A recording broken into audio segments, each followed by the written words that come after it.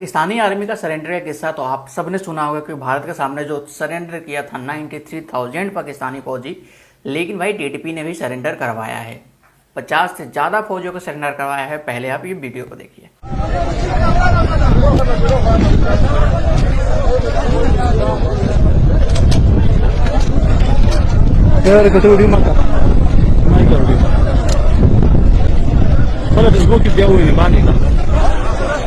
मोदी ने international financial institution, international monetary fund को खत लिख दिया है जी। भारत का मुआशी तौर पर पाकिस्तान को नुकसान पहुंचाने का नया मंसूबा सामने आया है। भारत की ये एक फाइनेंशियल स्ट्राइक है। इंडिया की तरफ से पाकिस्तान के ऊपर अब एक फाइनेंशियल स्ट्राइक की जा रही है। पाकिस्तान में गुर्बत और भूख और अदम मसावात खतरनाक हद तक बढ़ चुकी है। पाकिस्तान के IMF कर्ज प्रोग्राम में रुकावट डालने के लिए भारत ने IMF से राब्ता कर लिया है।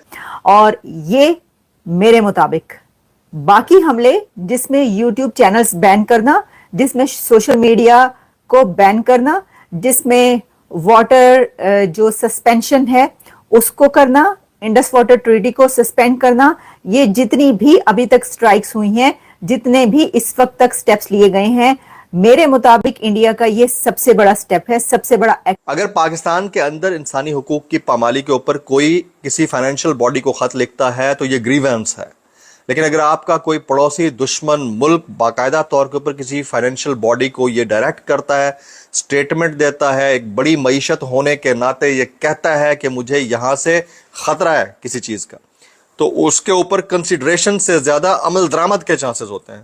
खुदा ना ख्वास्ता भारत पाकिस्तान को फ्लैट ऑफ ग्रे लिस्ट में वापस दिलवाने की भी कोशिश करेगा। ये भारतीय मीडिया भी इसका दावा कर रहा है। अब एक ऐसी कंडीशन के अंदर जब आप और हम ऑलरेडी एक बहुत बड़े फाइनेंशियल टर्मोइल से गुजर रहे हैं और हमारे दिमाग पर एक ही धुन सवार है, जैसे हम दुनिया का सबसे तरक्की याफ्ता खित्ता है, जैसे हम 4G की जगह 10G लोगों को दे रहे हैं, जैसे हमारी मईशत बहुत ऊपर जा रही है, तो हमें ये समझ ही नहीं आई पिछले 10-12 साल में कि हमें क्या करना चाहिए था, जिसके असरात और समरात ऐसे आते हैं कि कल को आपका दुश्मन अगर आपके सामने खड़ा होता तो आप उसकी आंख में आंख मिलाकर इंटरनेशनल बॉडीज के साथ बिहेव के साथ बात कर रहे होते। ये लोग जितने जोश के साथ भारत से जंग करने के लिए तैयार है, उतने जज्बा के साथ ये लोग रो भी रहे हैं, क्योंकि भाई खाने को है नहीं। अब घास खा के तो जंग लड़ने जाएंगे नहीं ना, कि एक दिन का तो बात है नहीं कि हाँ चलो भाई आज का टाइम पार हो गया बस बात करता। भाई रहना है तो महीना महीना सालों साल लग जाता है बॉर्डर पे, लेकिन इन लोगों को ये चीज़ समझ में आ नहीं रही है कि भाई पब्लिक को पहले इनका पेट भरना जरूरी है ना, कि जो वहाँ पे पाकिस्तानी पब्लिक जो है वो सफ़र कर रही है तो नहीं, उससे कोई लेना देना नहीं है। पाकिस्तानी आर्मी का अपना बिजनेस है, वो बिजनेस पूरे पाकिस्तान में रन करती है। अब उसी से कमा करके इतने सारे जो हथियार और ये सब जो खरीदना है, अब चाइना से जो अपना फाइटर जेट और मिसाइल और क्या क्या ले रहे हैं, क्योंकि देने वाले एक तो बच्चा को तो ज़्यादा चाइना ही है। अब भारत ने IMF से ये कहा है कि पाकिस्तान को दिए जाने वाले लोन्स को रिव्यू किया जाए। इसीलिए मैंने कहा कि ये इंडिया की पाकिस्तान पर फाइनेंशियल स्ट्राइक है। अभी तक तो कहा जाता था ना water strike, social media strike, ये सब, ये फाइनेंशियल स्ट्राइक है। आपको पता है कि फाइनेंस किसी भी कंट्री की बैकबोन होता है, रीढ़ की हड्डी होता है। अगर आपका फाइनेंस अच्छा नहीं है, अगर आपकी इकोनॉमी अच्छी नहीं है, और अगर कोई कंट्री चलता ही IMF के लोन्स पर है और वो लोन्स बंद कर दिए जाएंगे, तो आप सोच सकते हैं कि उस कंट्री का क्या हाल होगा।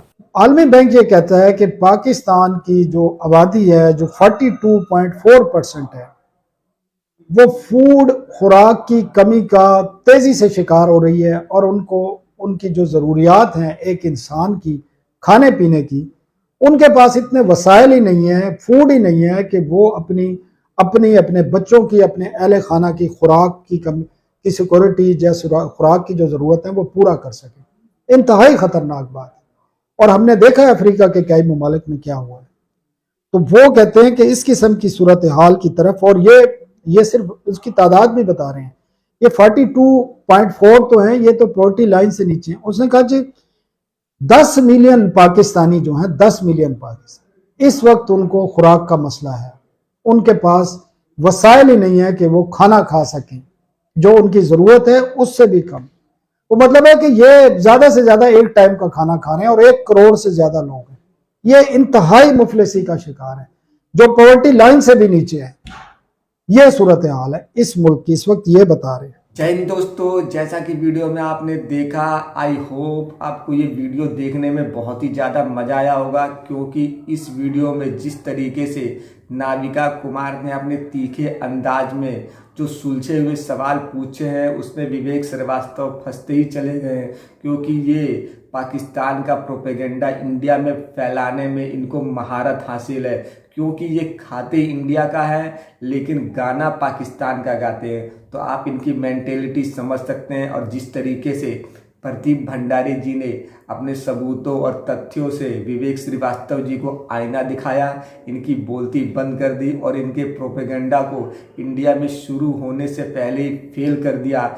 इस हाजिर जवाबी को देखकर वहाँ डिबेट में बैठी हुई ऑडियंस ने भी प्रदीप भंडारी के समर्थन में जो तालियां बजाई, तो आप समझ सकते हैं कि विवेक श्रीवास्तव को झूठ और प्रोपेगेंडा फैलाने के अलावा इंडिया में और कुछ नहीं आता है। तो कैसा लगा दोस्तों आपको प्रदीप भंडारी का ये जवाब? आई होप आपको ये अच्छा लगा होगा। दोस्तों इसे एक लाइक फ्री में कर दीजिए, फ्री का कोई पैसा नहीं, लाइक का कोई पैसा नहीं। और दोस्तों अगर आप इस चैनल पर नए हैं, पहली बार आए हैं, तो इसे ज़रूर सब्सक्राइब करें, जिससे कि और भी अच्छी वीडियो आपको देखने को फ्यूचर में मिलती रहे। मिलते हैं एक और अच्छी डिबेट के साथ। जय हिंद।